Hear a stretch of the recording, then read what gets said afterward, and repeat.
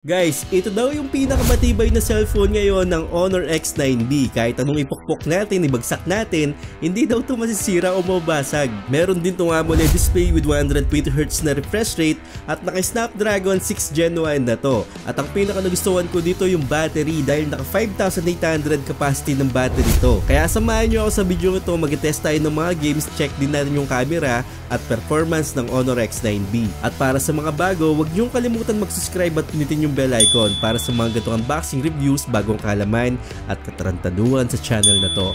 So like, comment, at subscribe lang. Okay guys, sobrang hype ng phone na to last month kasi pinagpupukpok nila, hindi nasisira, hindi nababasag at grabe yung marketing strategy ng ginawa ng Honor dito. Pero yung pinakihintay kong review talaga yung parang hindi siya promo video o parang review talaga na binili yung phone na yon. Actually nung nakita ko yung mga promo video na yon, hindi ako masyadong naniwala talaga. Medyo hindi nila pinapakita yung mga dent na nangyayari habang binabagsak nila itong Honor X9B. So meron naman talaga mga dent yan kahit anong ibagsak mo, kahit anong phone o kahit na pinakamatibay na bagay talaga, kahit ibagsak mo talagang magkakadent yan. Pero ang napansin ko talaga dito, napakatibay talaga ng protection ng glass niya. Hindi ko alam exactly kung anong ginamit dito sa protection sa display, parang kunlun yata o kaya Gorilla Glass, mga ganun. So hindi ko mahanap kung anong ginamit talaga. Kung alam nyo, pwede kayong mag-comment sa comment section natin. Pero ang kalimitan na nababasag talaga dito yung camera module. May glass kasi yon. Yung camera module protection dito yung pinaka-fragile o sa madaling salita na mas madaling mabasag talaga. Ngayon, ang naging epekto ng Honor X9B sa ating mga Pilipino, kapag nakakita talaga tayo ng Honor X9B sa daan o kaya kapag pinakita mo sa mga kaibigan mo, ang sasabihin nila o magtatanong sila na, yan ba yung nabagsak o kahit anong bagsak mo hindi masira, hindi mababasag. So may follow up pa yan na i-test natin, ibagsak natin. Kasi nung dumating sa akin to, sabi ng anak ko, yung mga tao dito sa bahay, yan ba yung matibay na cellphone tapos ibabagsak daw natin, mga ganun. Sabi ko naman, huwag kayo masyadong maniwala sa ganun kasi promo nga yun para may benta ka na matibay itong phone na to. Actually matibay yung display niya. Hindi lang lahat ng part nito matibay talaga. Pero kung aksidente lang siguro, mababaw lang yung pagkabagsak mo, magsusurvive naman yung Honor X9B. Yun nga lang, ang pinaka-fragile nga talaga dito, yung camera module. At saka magkakaroon ng mga dento kapag nabagsak. So bago ang lahat yung box mo natin, mamaya mag-test tayo ng mga games. Sa check din natin yung camera. So sa box meron tayong Honor X9B, nakalagay dyan yung image ng cellphone. Sa loob ng box meron lang tayong 33 watts na charging dito, which is medyo nadismaya ako kasi yung presyo nito is nasa 16,000 yata, pero hindi siya fast charging talaga. Ang battery natin is nasa 5,800 pero napag-iwanan yung charging nito na 33 watts lang. Then meron tayong Type-C cable, SIM injector pin, mga documentation. So yan lang yung mga kasama niya sa box. At meron pa pala, medyo nakalimutan ko, meron tayong jelly case dito. So sa phone naman, sa back panel meron tayong faux leather dito. Itong camera module na fragile niya, meron tayong camera dyan, parang tatlo yan, may kasama tayong flash, tapos yung main camera niya na 108, then 5 megapixel na ultra wide, tapos 2 megapixel na macro lang. Sa baba naman meron tayong speaker, Type-C port, microphone, tapos SIM card tray.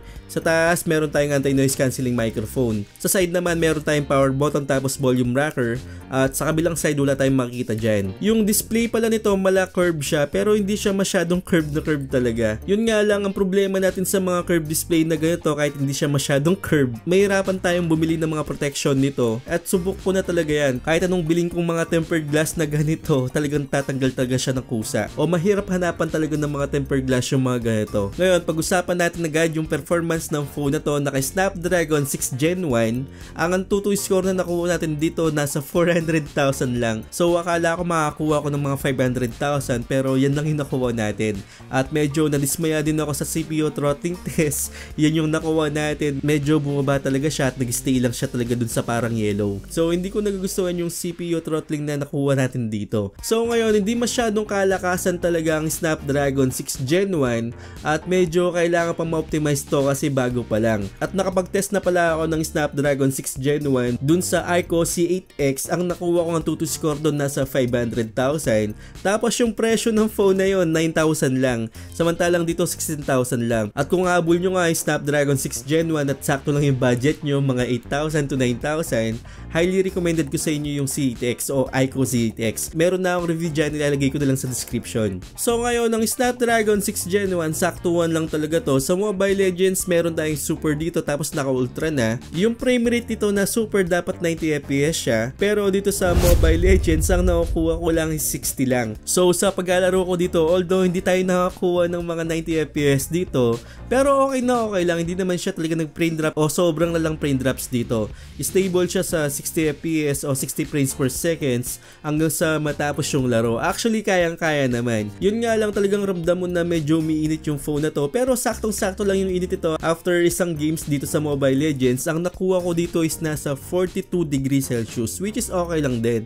Yun nga lang talaga, dismayado ako na hindi tayo nakakuha ng 90 dito. Siguro kailangan pang ma-optimize to. At meron kasi tayong 120Hz na refresh rate dito. Sana makakuha rin tayo ng 90. O kung sakali pagdating na araw ma-optimize to, makakuha pa tayo ng mas mataas pa dyan. Sa Call of Duty Mobile naman, yung graphics natin dito, meron lang tayong high. Yung frame rate is nasa max. Tapos ang nakukuha ko lang dito, stable siya sa 50 to 55 frames per second. So yan lang yung nakukuha natin. Actually, hindi na siya bumaba dyan. Hanggang sa matapos yung laro, kahit sa smoke class, okay na okay siya, hindi siya nag-frame drops. Yun yung nagustuhan ko dito sa Call of Duty Mobile pagdating sa phone na to. Sa PUBG Mobile naman, una nakakuha ko ng mga 60 dito, tapos nag-down siya ng mga 50 na lang. Tapos minsan nasa 45 o nasa 48. Yan lang yung nakukuha nating frame dito. Pero yung settings nito, yung graphics nito, nasa smooth, tapos nasa extreme naman yung frame rate. Pero yan lang yung nakukuha natin na frame dito. Okay, sa Genshin Impact, dito mo malalaman talaga kung umiinit ba tong phone na to.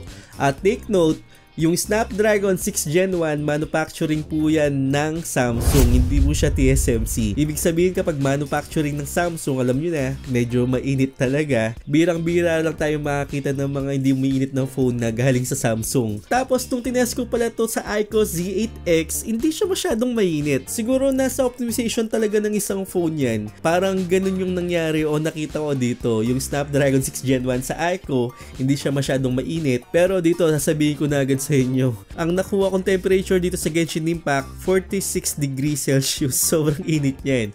Pero sa paglalaro ko, nasa high settings naman ako dito. Una nakakuha naman ako ng mga 50, hindi siya umabot ng mga 60. Pero after 10 minutes lang na laro, parang bumaba na siya ng mga 30, mga 28, mga ganun. Talagang nakaramdam talaga ako ng sobrang lalang frame drops dito. Yun nga lang, playable naman siya at kinakaya naman. Gagamitan mo lang siguro ng phone cooler o kaya kahit electric fan lang. So hindi ko masyadong recommended na maglaro tayo dito sa Genshin Impact sa high settings. Sa lowest settings pwede lang siguro. Tsatsagayin nyo na lang. Dito naman sa Wild Rift, yung frame rate nilagay ko sa 120, yung graphics nasa high. Stable naman siya, 55 to 60 FPS hanggang sa matapos yung laro. Dito ko naramdaman na masarap maglaro dito sa Honor X9B pagdating dito sa Wild Rift. Pero sabi ko nga, yung mga ibang games na heavy graphics talaga, hindi nyo malalaro talaga na maayos dito. Yung mga Punching Gray Raven lang, Wild Rift, mga Call of Duty Mobile, PUBG Mobile, yan yung pwede tayo maglaro dito sa phone na to. Tapos meron siyang game turbo dito. Hindi ko alam kung nasaan yung performance mode, pero yan yung nakukuha natin, nasa game yata, tapos nasa balance lang.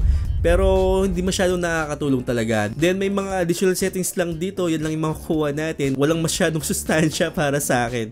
So yan lang yung nakukuha natin sa game turbo niya, which is hindi ko na masyadong pinansin yan, no? Hindi ko masyadong ginagamit. Kahit anong ilagay ko dyan, same pa rin yung nakukuha kong temperature dito, tsaka frames per seconds. So hindi masyadong nakakatulong dito yung game turbo. Pagdating naman sa display, bumawi dito yung Honor X9B dahil naka wideband L1 na siya. So meaning na Full HD mapapanood natin sa Netflix, kahit anong mga video pa dyan o kahit anong gusto nyo panoorin, okay na okay po to sa Netflix. Yun nga lang, hindi siya supported ng HDR. So okay lang yun para sa akin. Then meron tayong 120Hz na refresh rate dito, kahit anong scroll mo dyan, mga educational, mga ganyan, kahit anong pang scroll mo dyan, talagang palong-palo talaga yung screen nito at gumagana po yung 120Hz na refresh rate natin dito. Then nagustuhan ko naman yung display nito, medyo sexy naman siyang tignan at naka-AMOLED nga to, meaning na black is black talaga. Maganda yung binibigay niyang kulay, kahit anong angle, kitang-kita mo talaga. So panalo pa rin yung display nito para sa akin. Yun nga lang, wala tayong mga enhancement dito pagdating sa display. Meron lang po tayo na color scheme. Yun lang yung malalaro natin dito. Pero medyo nabitin talaga sa part na yun. Kasi ang inaasahan ko lang dito pagdating sa presyo niya, kahit na mahina yung Snapdragon 6 Gen 1, sana naglagay sila ng mga MEMC features, super resolution pagdating dito sa display.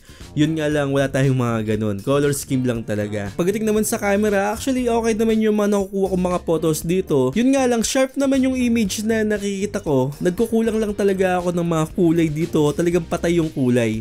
May time na maganda yung kulay, may time naman na hindi maganda yung kulay. So dito sa mga sample natin, medyo patay talaga yung kulay at hindi niya nakukuha dun sa actual na gusto ko. O meaning na kung ano nakikita ko, iba yung nakikita ko dito sa camera. Talagang patay talaga yung kulay. Pero may time din naman na okay naman yung kulay, hindi lang talaga siya consistent. Pagdating naman sa camera, meron tong 4K at 30 FPS. Yun nga lang, hindi natin masasahan to habang naglalakad tayo. Wala tayong OIS dito. Sa halagang to, medyo nadismaya talaga ako. Kasi bakit medyo nabitin tayo sa halagang to? Samantalang yung ibang phone talaga na kahit na 10,000 lang o 11,000, meron tayong magandang OIS o magandang camera. So dito medyo bitin talaga o medyo dismayado talaga ako.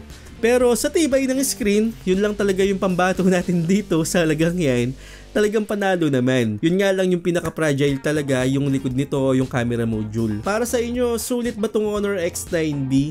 So mag-comment kayo dyan kung sulit ba. At sa mga meron nito o nakabili nito, pwede kayo mag-comment dyan kung sulit ba yung X9B sa inyo at sa inyo po ginagamit tong phone na to. Ngayon, para sa akin, depende pa rin sa pag-iingat mo. Actually ako, di naman ako nababasagan ng cellphone talaga.